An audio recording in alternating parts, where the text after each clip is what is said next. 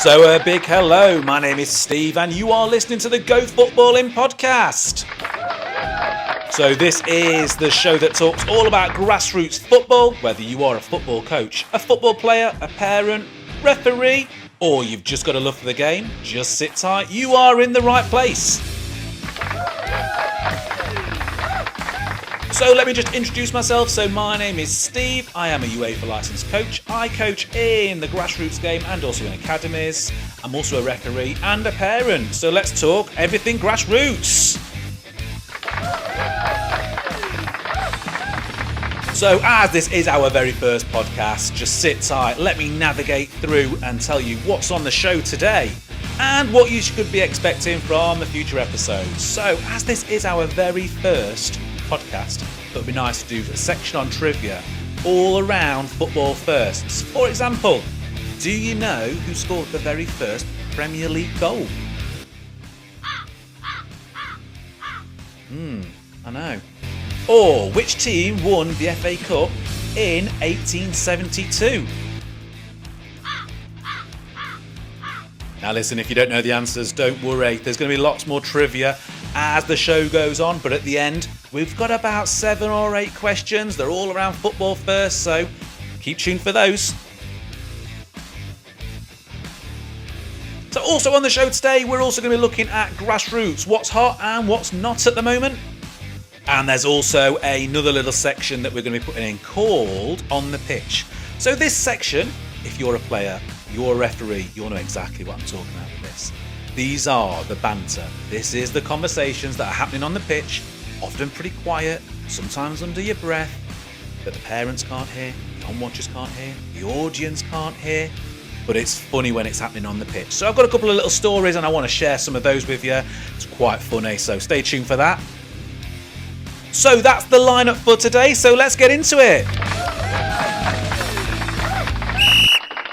So let's talk about what is hot and what is not in grassroots today. So I can tell you what isn't hot at the moment.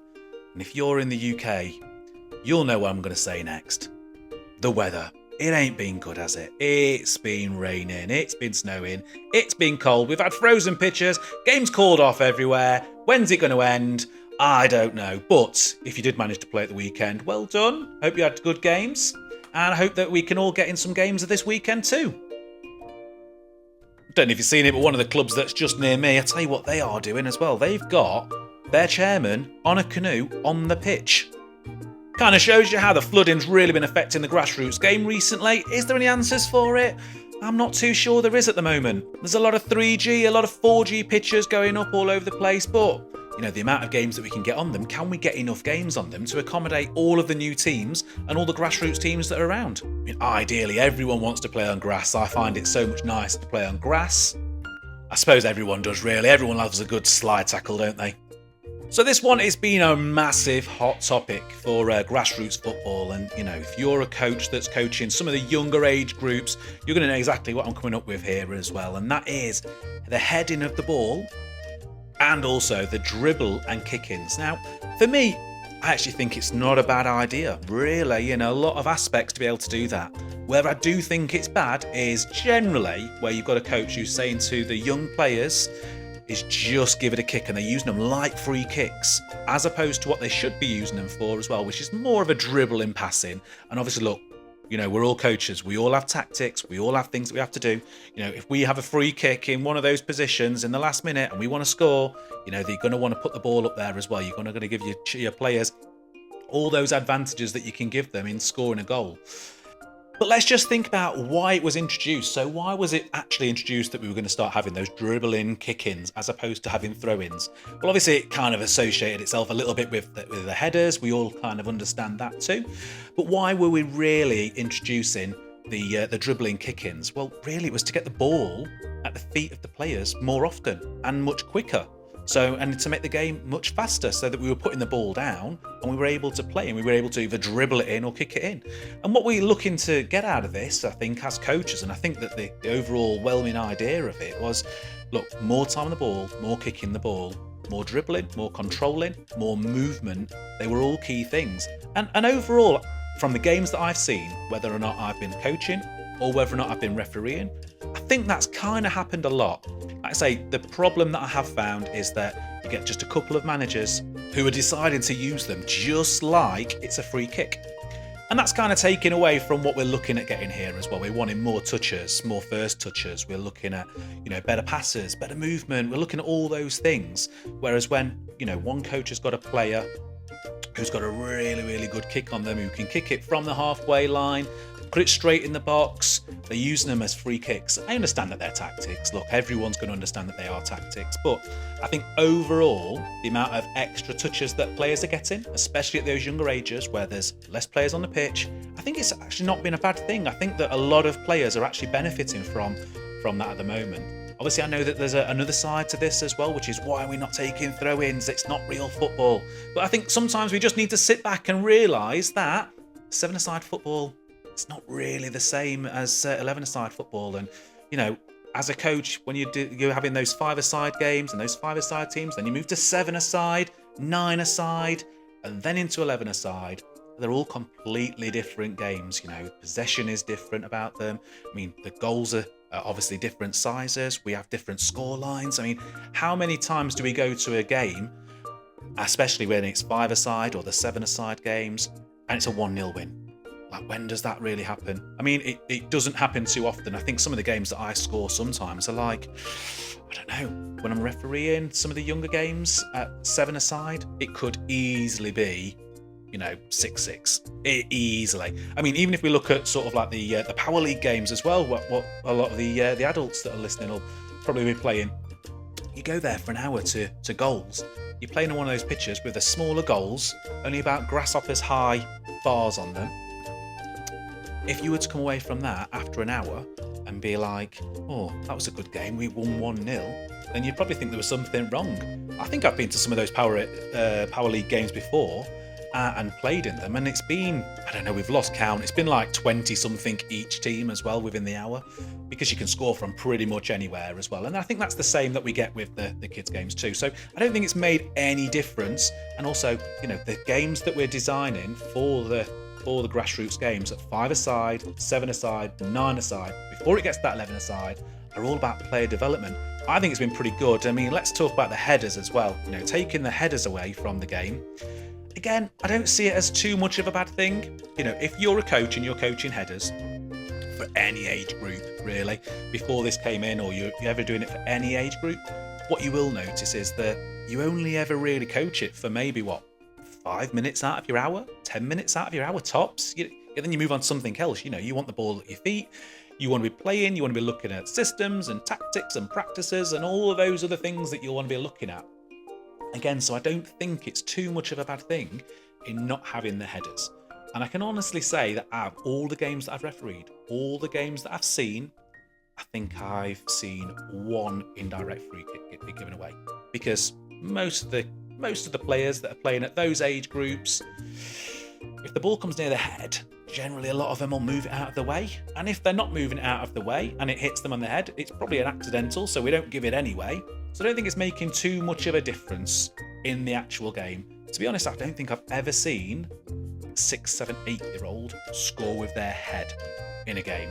It's just something that I just don't really see very often. Like I say, during the season so far, I think that by refereeing, I've only given one indirect free kick away. And he looked at it the whole way, so he knew that it was going to come, and as soon as he headed it, he knew what it was, he knew what the rules were, he knew that it had happened. Bear in mind, these are young children as well. Just put the ball on the floor and they just got on with it. I think that the thing that you will find with a lot of grassroots players, especially a lot of the younger players, is that they know no different. So if you just tell them the rules, they'll just get on with the rules. It'll be really interesting though if you could just let me know, either via email or by just messaging into the show, what your experiences are of the no heading and dribbling kick-ins. Find out what it is that you think it's been, whether you think it's been a positive or you think it's been a negative or you think it's made no difference to the game. For me, I don't really think it's made much difference to the game.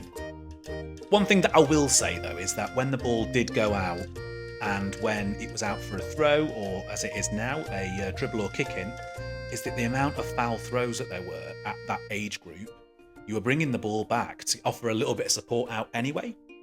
Because you've got to say that especially a lot of the younger age groups, they're just excited to be there. They're excited to be playing football. They want to get the ball back into play as quick as they can.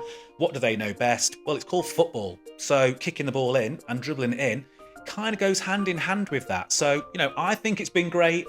I don't think there's been any real negatives for it, especially as the game develops and they've had all these extra touches of the ball. I think it's actually a positive thing for bringing on skills, like say first touches, being able to move better.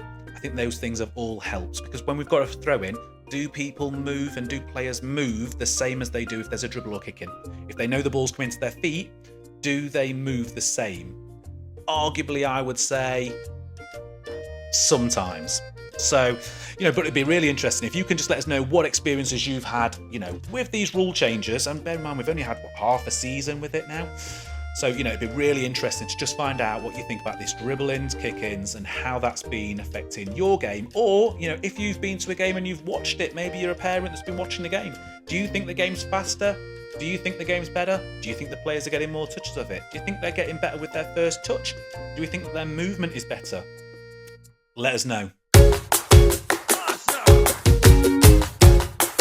So then let's move on to our next segment of the show. So this is the bit of the show that I've actually been looking forward to talking about, actually.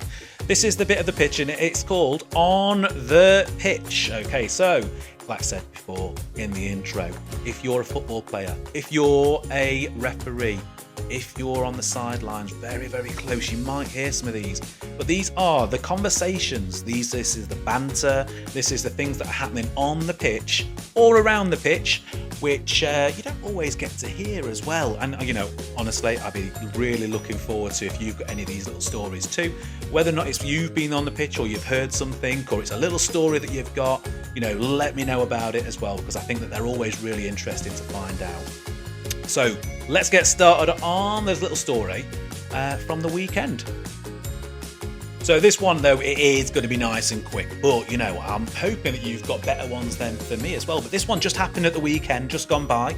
So I was lucky enough that even with all the floods and with all the games that were called off, I was still able to go out and referee a couple of games as well.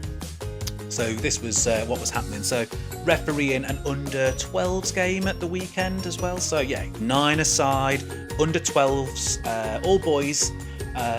Both teams pretty good level.